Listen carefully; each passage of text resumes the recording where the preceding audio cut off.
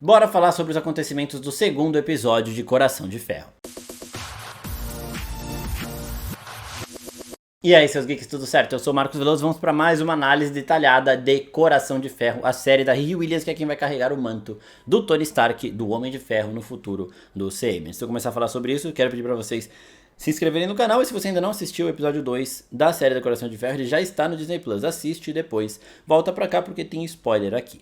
Bom, esse episódio ele começa com a Riri tendo que lidar com a Natalie, a melhor amiga dela que estava morta, tendo reaparecido na frente dela agora como forma de inteligência artificial.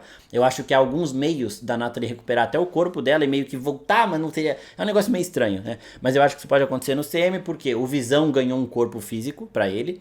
E porque nós temos aqui um personagem lidando com demônios e pactos, e isso também pode ser uma forma deste mesmo demônio que está seduzindo e tomando o cara que está usando o capuz ali, fazer algo com a Riri Williams. Ele pode tentar seduzir a Riri Williams, tipo, eu trago a sua melhor amiga e o seu padrasto de volta, em troca da sua alma, do seu coração. É um pacto mesmo, né, de você vender a alma pro cramunhão. Isso pode acabar chegando na Riri Williams sim, porque a série tá caminhando meio pra esse lado, né? Quando a mãe da Riri vê a Natalie, por exemplo, ela fala, mano, é a Natalie, você trouxe ela de volta basicamente. Você pode fazer isso com o seu padrasto? E aí, tipo, a Riri fala, mano, não consigo, né? Não dá. E aí, a gente tem esse episódio aqui de novo, a Riri ainda com pressa para ter a armadura pronta para realizar a primeira missão dela com o time do capuz ali. E ela precisa de outras peças, ela tem que lidar com tudo de uma forma muito rápida, não tem tempo para ficar pesquisando, para ficar tentando comprar uma em cada canto. E ela acha um cara que, coincidentemente, tem tudo o que ela precisa. Esse cara se chama Ezequiel, a gente não sabe ainda o sobrenome dele, mas ele é um personagem também bem interessante. O Ezequiel, a primeira vez que ele aparece, a gente vê ele como um cara meio bobão, que todo mundo passa a perna, facilmente enganado, que esconde, na verdade, um arsenal nuclear bizarro. Ele tem um laboratório com um monte de coisa extremamente secreta, extremamente exclusiva, extremamente perigosa. A Riri encontra ele porque ela estava procurando justamente isso, então faz sentido ela, genial como é, traçar um mapa para achar esse cara, vai lá com ele e acaba conseguindo tudo que ela precisa para deixar a armadura dela pronta, né? Uma coisa interessante sobre este personagem é que ele caminha para se tornar um vilão, tá? Ele começa meio bobão e tudo mais, mas o caminho dele é para se tornar um vilão. Eu vou falar mais disso no vídeo do episódio 3, porque é lá que a gente tem a revelação em relação ao pai dele e tudo mais, né? Mas fiquem com isso na cabeça porque também é interessante. E aí, nós vamos para a missão. A Riri tem que usar a armadura dela para conseguir colocar ali, tirar a segurança do carro para o capuz entrar e conseguir parte daquela empresa, né? Eles estão atacando empresas específicas com um objetivo final que a gente ainda não tem, né? E aí eles conseguem realizar a missão. A Riri também é muito celebrada, e aí no final, quando ela tá indo embora, ela é abordada por um policial, tá lá no meio da armadura, o policial aponta a arma pra ela, e ele começa, mano, onde você tava, não sei o que, eles sabem que tá rolando um roubo aí, que tava dando uma merda gigante, e aí a Natalie e a Riri, elas travam com um ataque de pânico, porque a Natalie foi morta numa troca de tiros por uma bala perdida, e quando a Riri vê uma arma apontada pra ela, ela lembra disso, tem esse gatilho e acaba travando. E a inteligência artificial, que é feita das memórias que a Riri tem da Natalie, também sofre com isso, porque a memória mais fresca que a Riri tem da Natalie é do dia que ela morreu, né? Então as duas travam num ataque de pânico que é só da Riri. Tudo que acontece com as duas é meio que a consciência da Riri ali e tudo mais, e ela mesmo. Elas travam, a Riri não consegue fechar a armadura não obedece mais ela, começa a dar tudo errado. Só que aí o capuz atira no policial com uma bala que faz a curva e acerta exatamente o ombro. Não matou o cara, né? Eles prometeram que ninguém ia morrer e tudo mais. E aí a Riri já fica meio, caralho, o que é isso? O que esse cara tá fazendo?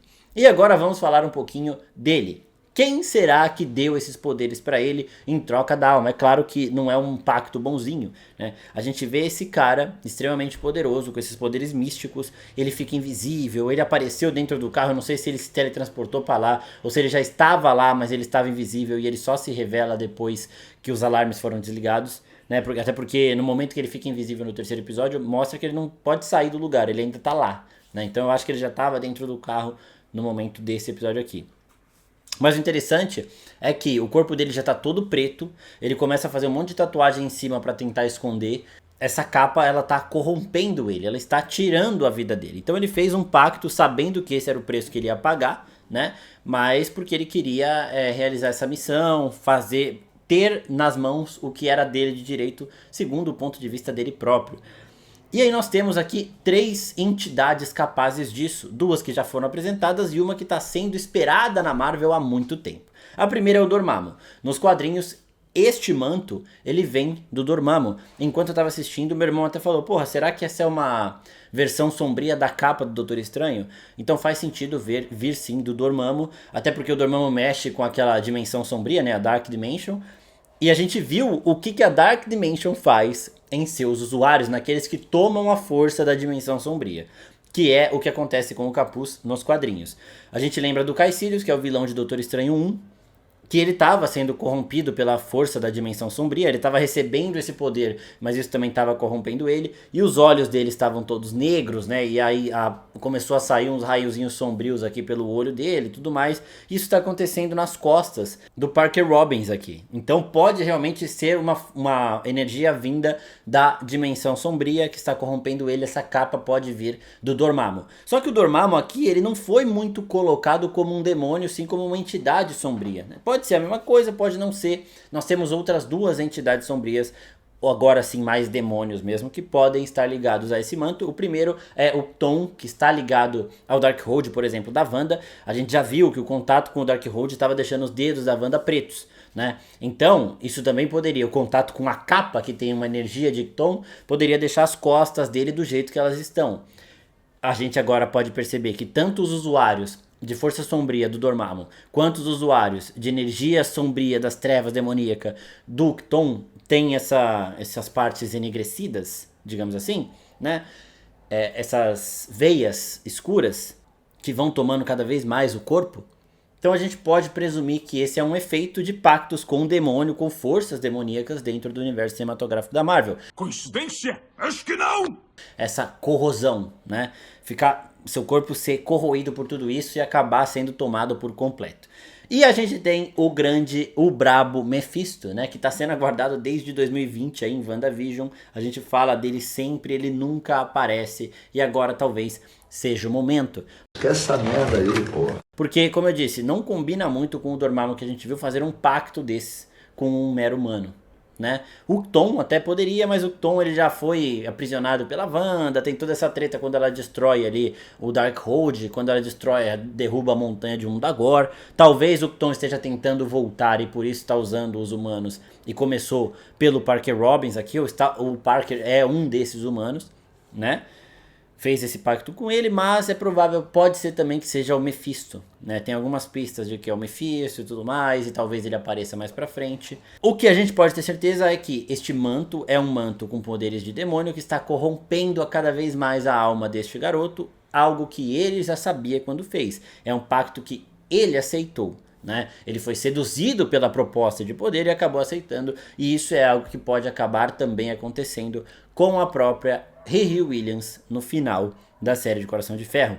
A gente sabe que nós tivemos os 3 primeiros episódios aqui, teremos mais 3 no final. E uma coisa muito interessante é que ninguém entende muito bem como funciona essa capa, a galera simplesmente aceita. Você tá num mundo cheio de bizarrice, uma bizarrice a mais, outra a menos, pra você também ali, tanto faz. E uma outra coisa interessante antes da gente terminar esse vídeo do episódio 2 é que a hacker desse time aqui veio de Madripoor. Madripoor, pra quem não se lembra, apareceu em Falcão Estado Invernal, que é o lugar onde estão os criminosos, maiores criminosos do mundo, que é uma terra sem lei basicamente, e pra você se criar lá você tem que ser muito foda. E os caras têm simplesmente um hacker que lá em Madripoor era uma das pessoas mais procuradas de todas, então é alguém também que tem que ser respeitado, extremamente badass, né? Então basicamente é isso.